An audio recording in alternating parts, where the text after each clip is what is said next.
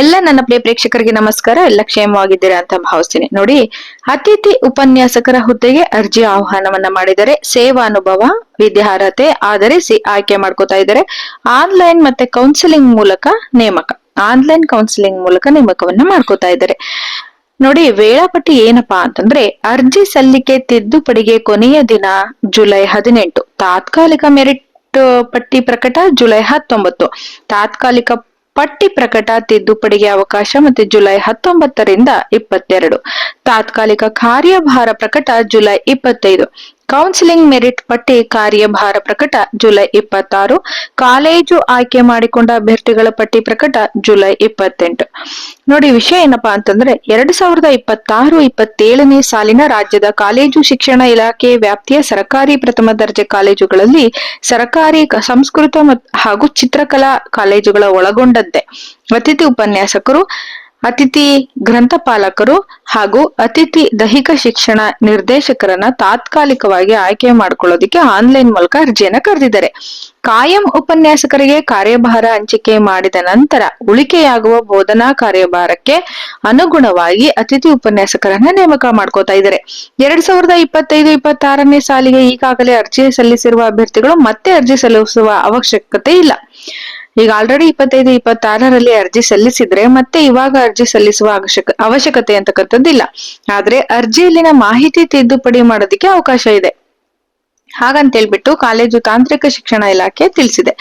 UGC 2018 ಮಾರ್ಗಸೂಚಿಗಳನ್ವಯ SC, ST, OBC ಅಭ್ಯರ್ಥಿಗಳು ಸ್ನಾತಕೋತ್ತರ ಪದವಿಯಲ್ಲಿ 55% ಅಂಕ ಹೊಂದಿರಬೇಕು. ವಿಶೇಷ ಚೇತನ ಅಭ್ಯರ್ಥಿಗಳು 50 ಅಂಕಗಳನ್ನ ಹೊಂದಿರಬೇಕು. ಇದರ ಜೊತೆಗೆ NET, SLET, KSET ಅಥವಾ PhD ವಿದ್ಯಾರ್ಹತೆ ಕಡ್ಡಾಯವಾಗಿರ್ಬೇಕು. ಅಭ್ಯರ್ಥಿಗಳು 2 ವರ್ಷ ಸ್ನಾತಕೋತ್ತರ ಪದವಿಗಳಲ್ಲಿ ಗಳಿಸಿರುವ ಒಟ್ಟು ಶೇಕಡಾವಾರು ಅಂಕಗಳ 25% ಅಂಕಗಳನ್ನು ಗಣನೆಗೆ ತೆಗೆದುಕೊಳ್ಳಲಾಗುವುದು.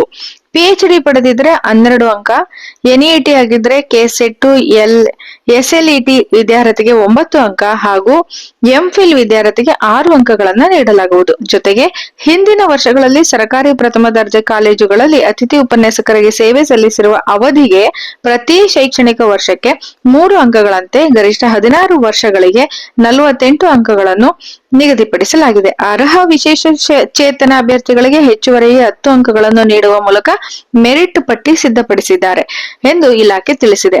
ಆಯ್ಕೆ ಸಂದರ್ಭ ಕರ್ನಾಟಕ ರಾಜ್ಯದ ಸರ್ಕಾರಿ ಪ್ರಥಮ ದರ್ಜೆ ಕಾಲೇಜುಗಳಲ್ಲಿ ಅತಿಥಿ ಉಪನ್ಯಾಸಕರಾಗಿ ಸಲ್ಲಿಸಿದ ಸೇವೆ ಮಾತ್ರ ಪರಿಗಣಿಸಲಾಗುವುದು.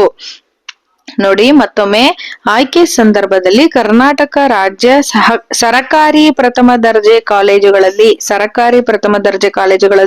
ಅತಿಥಿ ಉಪನ್ಯಾಸಕರಾಗಿ ಸಲ್ಲಿಸಿದ ಸೇವೆ ಮಾತ್ರ ಪರಿಗಣಿಸಲಾಗುವುದು. ಖಾಸಗಿ ಕಾಲೇಜು ಅಥವಾ ವಿಶ್ವವಿದ್ಯಾನಿಲಯಗಳಲ್ಲಿ ಸಲ್ಲಿಸಿದ ಸೇವೆ ಪರಿಗಣಿಸುವುದಿಲ್ಲ ಎಂದು ಇಲಾಖೆ ತಿಳಿಸಿದೆ. ಸಾಮಾನ್ಯ ಸರ್ಕಾರಿ ಪ್ರಥಮ ದರ್ಜೆ ಕಾಲೇಜುಗಳಿಗೆ ಒಂದು ವೆಬ್ಸೈಟ್ ಅನ್ನ ಕೊಟ್ಟಿದ್ದಾರೆ, ನಾನಲ್ಲಿ ಡಿಸ್ಪ್ಲೇ ಹಾಕ್ತೀನಿ ನೋಡಿ. ಸರ್ಕಾರಿ ಚಿತ್ರಕಲಾ ಮತ್ತು ಸಂಸ್ಕೃತ ಕಾಲೇಜುಗಳಿಗೆ ವೆಬ್ಸೈಟ್ ಅನ್ನ ಕೊಟ್ಟಿದ್ದಾರೆ. ಈ ಲಿಂಕ್ ಗಳ ಮೂಲಕ ಆನ್ಲೈನ್ ನಲ್ಲಿ ಅರ್ಜಿ ಸಲ್ಲಿಸಬಹುದಾಗಿದೆ. ಅರ್ಜಿಯಲ್ಲಿ ತಪ್ಪು ಮಾಹಿತಿ ನೀಡಿದಲ್ಲಿ ತಿರಸ್ಕರಿಸಲಾಗುವುದು. ಒಂದು ವೇಳೆ ಹಾಜರುಪಡಿಸಿದ ದಾಖಲೆಗಳು ನಕಲಿ ಎಂದು ಕಂಡು ಬಂದಲ್ಲಿ ಕ್ರಿಮಿನಲ್ ಮೊಕದ್ದಮೆ ದಾಖಲಿಸಲಾಗುವುದು. ಆಯ್ಕೆಯಾಗಿ ಕರ್ತವ್ಯಕ್ಕೆ ಹಾಜರಾದ ನಂತರ ಪ್ರಸೂತಿ ರಜೆ ಮೇಲೆ ತೆರಳುವ ಮಹಿಳಾ ಅತಿಥಿ ಉಪನ್ಯಾಸಕರಿಗೆ 90 ದಿನಗಳ ವೇತನ ಸಹಿತ ಮಾತೃತ್ವ ರಜೆ ಸೌಲಭ್ಯ ಕೂಡ ನೀಡಲಾಗುತ್ತದೆ ಎಂದು ಕಾಲೇಜು ಮತ್ತು ತಾಂತ್ರಿಕ ಶಿಕ್ಷಣ ಇಲಾಖೆ ಆಯುಕ್ತರು ತಿಳಿಸಿದ್ದಾರೆ. ನೋಡಿ, ಏನಪ್ಪಾ ಅಂದ್ರೆ ವೇಳಾಪಟ್ಟಿ ಮತ್ತೊಮ್ಮೆ ಹೇಳ್ತಾ ಇದ್ದೀನಿ. ಅರ್ಜಿ ಸಲ್ಲಿಕೆಗೆ ಮತ್ತು ತಿದ್ದುಪಡಿಗೆ ಕೊನೆಯ ದಿನಾಂಕ ಜುಲೈ 18. ತಾತ್ಕಾಲಿಕ ಮೆರಿಟ್ ಪಟ್ಟಿ ಯಾವಾಗ ಕೊಡ್ತಾರೆ ಅಂದ್ರೆ ಜುಲೈ 19. ಇನ್ನು ತಾತ್ಕಾಲಿಕ ಪಟ್ಟಿ ಪ್ರಕಟ ತಿದ್ದುಪಡಿಗೆ ಮತ್ತೆ ಪುನಃ ಅವಕಾಶ ಜುಲೈ 19ರಿಂದ 22 ಪ್ರಕಟ ಆದ್ಮೇಲೂ ಕೂಡ. ಇನ್ನ ತಾತ್ಕಾಲಿಕ ಕಾರ್ಯಭಾರ ಪ್ರಕಟ ಜುಲೈ 25. ಕೌನ್ಸಿಲಿಂಗ್ ಮೆರಿಟ್ ಪಟ್ಟಿ ಮತ್ತೆ ಕಾರ್ಯಭಾರ